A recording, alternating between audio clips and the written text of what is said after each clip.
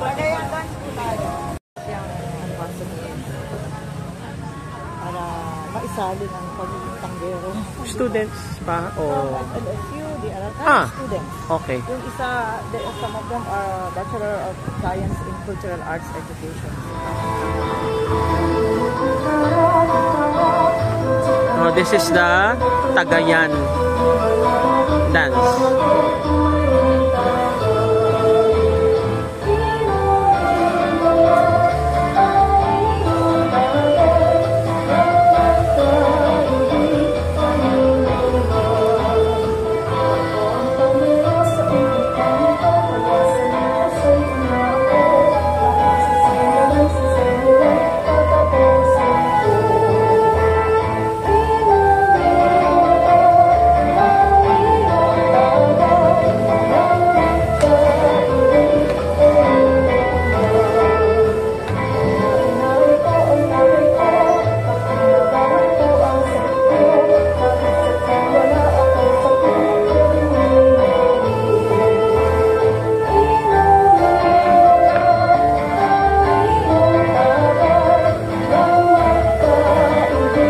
That's the tanggero.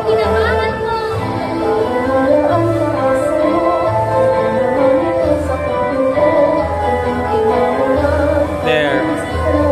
So he's putting some lambanog in a glass. And there goes the Tagayan ritual. Meaning passing the shot from one person to another.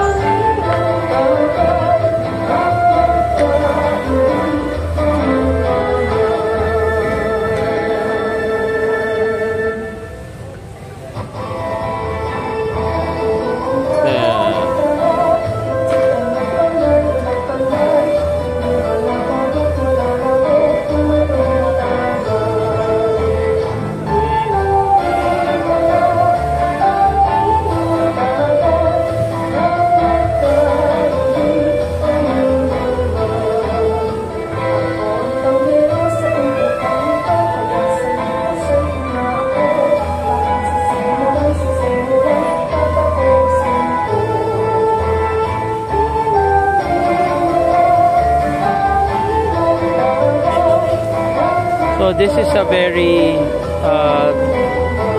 traditional dance here in Quezon.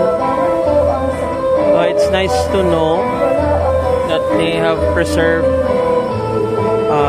the culture, the tradition in terms of this dance. So most of these performers are college students.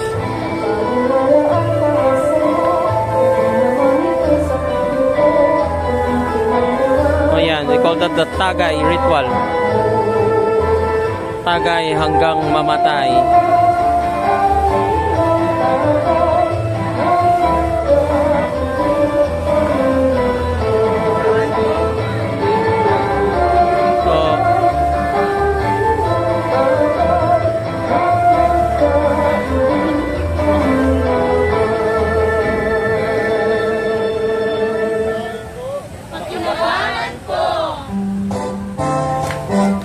Naay po, pakinabangan po. Itong Tagayan sa Quezon, ito si lalawigan naming mahal. Dekal, Kung may tulungan at kakamit buwan-buwan, ang ating palaging nabubuo ang umpukan ng grupong Tagayan. Sa Tagayan ritual. Masinayang dinadalo. Umaga, we have a very special guest today, Sir Richie Cruz. Sobrang mahal sa lambanog natin. Talagang gusto niya i-promote. He is lambanog mixologist. Yes. Mixologist, a bartender, meron siyang vlog na Toma Sessions. And since the time we met, nakita ko yung passion niya for our lambanog. So, he's here today, bilang isang judge, kundi alam kong he's really embracing our lambanog as the pride of the Philippines, as our very own spirit. Okay? Palakpakan! Palakpakan! I'd like to introduce you to our young ambassadors. The province of Quezon has started training young Tagayan ambassadors because we really want to preserve and continue the legacy of our beautiful tradition we call Tagayan. Tagay means drinking song. That's why we in Quezon Province, when we celebrate every day of our lives, kahit yan ay binyag, kasal, any special occasions, we celebrate, we drink lambanog, and we sing and we dance. That's why it's called Tagay. It's not meant to get you drunk, but also to welcome everybody in the warmest way we can in Quezon Province. Sabi nga po natin, kung gaano kainit pumasok ang lambanog sa inyong bibig, that's how warm we welcome you in Quezon. It's also a showcase of our Quezonian values of respect, camaraderie, pakikisama, and bayanihan, especially with our farmers. It's also the way we feel very important plants or covenants, just like our Pamanhikan. That's one example of really very important covenants. And today, we will let you experience that very special tradition of welcoming you here in Quezon Province, and of course, at the celebration of our Yundugan Festival, which is really to, with a mission to uplift our coconut farmers and all other Quezonian na magsasaka mula sa aming kabundukan, kabukiran, at karagatan. So, we're going to ask here Ms. Gwen to be your tanggera for today. Isang iyanong saya at makulay na Nyugyugan Festival 2024 po sa inyo at maligayang pagdating sa lalawigan po ng Quezon. Ako po si Gwen Reyes at ako po ang magsisilbing tanggera ninyo para sa umpukan po ito. So ano po ba ang naiisip ninyo pag naririnig niyo po ang salitang Tagay? Hanggang mamatay. No, cheers. Cheers, oo. So, ang Tagay po dito sa Quezon ay, ang ibig sabihin po dito ay awit sa pag-iinuman. Kaya naman po hindi po natin ito maituturing na tagayan kung hindi po tayo aawit at iindak po sa sayaw ng Tagay po mamaya. Pero, paano naman po pag naririnig nyo po ang Tagayan ritual? Ano po ang inyong naiisip? Ayun nga, so nagbuumpugang mga baso. O kaya naman ipapasa yung isang baso sa mesa sa lahat ng umiinom. So, ang Tagayan ritual po ay isa pong natatanging seremonyas ng mga Quezonian para po maibalaman namin sa aming mga bisita ang mainit namin pagtanggap sa kanila dito sa lalawigan ng Quezon. Sa pamamagitan po ito ng pag-inom ng lambanog na buwis-buhay pa pong kinuha ng ating mga ngarit sa mula po sa sikat ng araw hanggang po sa paglubog nito. At dahil nga po ito po ay isang seremonya, meron lamang po tayong susundin ng mga protocols. Una po dito ay ang sukat po ng ating tagay, pero since po ay nalagay na po dyan, ayos lang po ba na ganun po kataas ang ating iinumin po sa umpukang ito? Okay. Pangalawa naman po ay ating pong pagkakasunduan kung ilang lipos po ang ating gagawin. Ang lipos po ay ang ikot or rounds ng ating tagay. Okay lang po ba na isang lipos lamang po ang ating gawin dahil naandito naman po tayo para magsaya at hindi po para maglasingan? Hindi. Kaya, okay lang naman po na 2 lipos po ang ating gawin. Depende po sa inyo. Joke lang, isa lang. Okay. Isa lang po. Ayan. Isa lang daw. Kakadating lang. Kaya nga po, pangatlo naman po, bilang ako nga po ang inyong tanggera, sa akin po magsisimula at magtatapos ang tagay. Ayos lang po ba yun sa inyo? Yes. Yan. Pero traditionally po, ang ginagamit nga po natin ay isang tagayan lang po sa isang umpukan. Pero dahil nga po sa pandemya at para na rin po sa kaligtasan natin, tig-isa na po tayo ng basong pag-iinuman po ngayon. At dahil nga po ito po ay isang seremonya, akin na po formal na bubuksan ito. Sa pamamagitan po yan ang pagsasabi po ng mga katagang naay po. Na ang ibig sabihin po ay inaalay ko ang tagay na ito upang ipakita ang mainit naming pagtanggap sa inyo dito sa lalawigan ng Quezon. At sasagutin naman po ito ng ating mga ambassadors and ambassadress ng pakinabangan po. Na ang ibig sabihin naman po nito ay pakikinabangan natin ang tagay na ito tungo sa isang kasiyasiyang pagsasamahan sa loob ng umpukang ito. Ito na po, bubuksan ko na po ang ating ritual. Nauuhaw na ako. Nauuhaw na daw po si Sir, kaya po iinumin ko na po ang aking unang tagay. Pero dahil nga po napagkasunduan po natin na sa akin po magsisimula, ay ako po muna ang iinom ito. Na ito na po ang aking tagay, inaalay ko po ito sa inyo. Maraming salamat po sa pagbibigay ng oras na inyong maranasan ang Cagayan sa Quezon. Naay po. Naay po, sa Kanabangan po.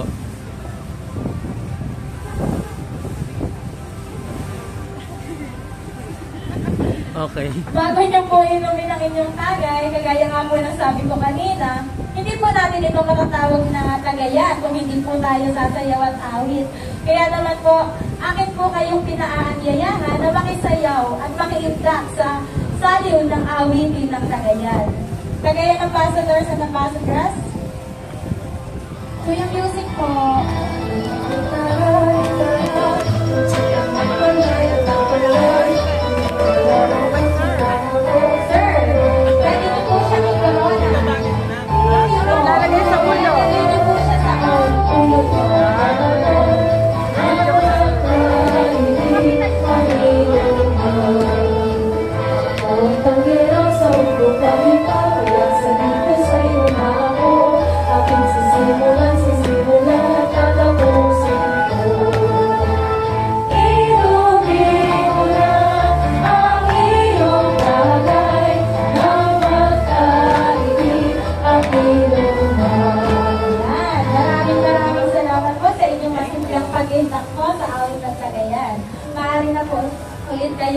Umalik at ito na po ang inyong turn para po inumin ang inyong tagay.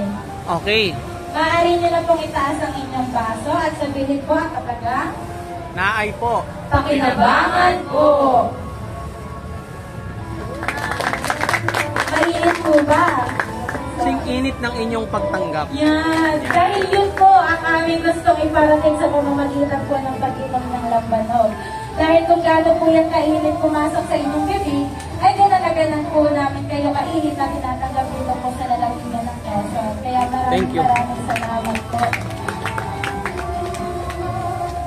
At kagaya nga po ng aming napagkasundo at malina, sa akin po magsisimula at magtatapos ang umpukan pong ito. Kaya na ito na po ang aking huling tagay. Gusto lamang po namin kayong, bago po natin tapusin itong umpukan ito, ay gusto lamang namin po kayong handugan ng isa pong poetry na ginawa po ng isa sa ating mga Cagayan Ambassadors. Magandang umaga po sa inyo po. At dahil nga po, kasabay po ng Video Game Festival ay pinag-review din po natin ang Buwan ng Wika. At malugod po akong ipakita sa inyo ang ginawa po namin tula na may pinamagandang alak. Para sa mga taong natagpuan ng kanilang tahanan. Sa mga taong patuloy na nagmamahal at mas minamahal pa ng kanilang mga mahal. Ang titulo ng tulang ito ay anak. Ibang-ibang na uhaw. Uhaw sa sarap ng pag-ibig na busina. Bingin ang hala, tanaw sa ulap ang tubig ng kulay kita. Sa bintana, dudungaw mga talukap ng daigdig, ito'y yayanig, nanginginig, aking hawak na balaklak. Inchik ang nagkantay ng gitarang walang makakakanta. Pagkat ako hindi lang isang mandiligaw, kundi isang tanggerong sa atensyon mo'y pupukaw. Aking binabalak, sumali sa isang patimpalang kahit di iyak. Kakat ko'y sa akin ka, nasasadya. Ilang libos pa ba ang pagkakasunduan? Ikaw ang aking kaligtan, tulad ng isang kawayan na sumasayaw sa lambian na kabuhiran. Tila tadhana, ginigilaw, di makausap at di marinig. Bumibilis ang tintig, papanig at mananalig. Sa'yo lamang pala. Sa pagtagay, iyo lamang palang titintiman. Kaya naman, handa kong hanapin ang labing iyong pinaglapatan, katulad ng pag-awit mo sa isang kundiman. Sa tuwing sambit ng naay ko, pagkikinabangan ko, tanging tagay ko'y naan para sa'yo. Pag-ibig na namumuo, ako'y sigurado, sa tahanan mo ang aking puno. Pagkat gustong magpakitang gilas, sa'yo binibini, ako'y magpapalakas. Sasakupin kita sa paraang walang panghimakas. Kabalay, uuugin, salita'y babanggitin. Kapag ako'y sabitin na ako'y pangarap ko. Sabay kain ng panghimagas ang binatang naninigas. Kabadong sasambitin, napakatamis ng alak mo. Ito ang gusto kong aminin. Pasasalamat sa mga mangangarit, apelyido ko'y sa'yo na uuugin. Sa ngalan ng tuba, damdamin natin pinag-isa. Pagpatak ng pinta, tinata kita, tinatak mga tinta, nilaklak ang alak pagpawala ng kaba, ako'y mahal mo rin pala. Hindi nahahagilapit pa mga sandaling nag-iisa. Ikaw ang magiging pahinga sa nakakapagod na problema. Maraming salamat. Yan. Sana po ay nagustuhan ninyo ang poetry na hinihanda po ng ating mga ambassador and ambassadors. Yep. At mabalik po tayo sa seremonya dahil nga po napagkasunduan po natin kanina na ako po ang magsisimula at pagtatapos ng tagayan na ito ay sa akin po muli ang huling tagay. Pero dahil nga po hindi natin ito matatawag na tagayan ulit kung walang awitan at sayaw, nagayahan ko po ulit kayo na makisayaw po ulit sa ating mga tagayan ambassadors at ambassadress sa awit ng Pidip.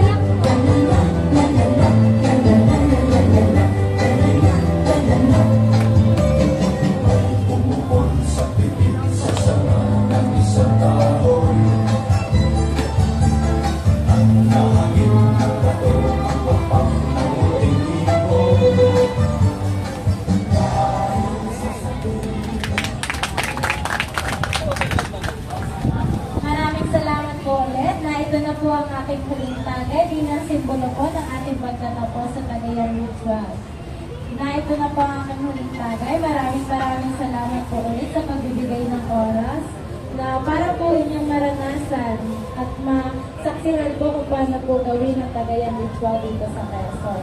Muli po, sana po mag-enjoy po kayo sa New Festival 2024. Maraming salamat po. Naay po?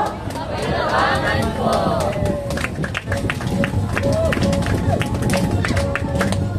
Muli po, sir, gawa po ay nabigyan po namin kayo ng matatamis na inig sa inyong labi kahit po sandin lang tayo nagkasama dito sa ulit. Yes. Sana po ay paulit po ninyo ang mga memories na nakuha niyo po dito sa Tagayan hanggang sa inyong pag-uwi po. Nagsisimula pa lang. Okay. Thank you so much po ulit, sir. Alright. Thank you. Good job. Great job. Thank you, guys. Isang shutdown. Sir, ito po ay magsisilbi niyo na rin pong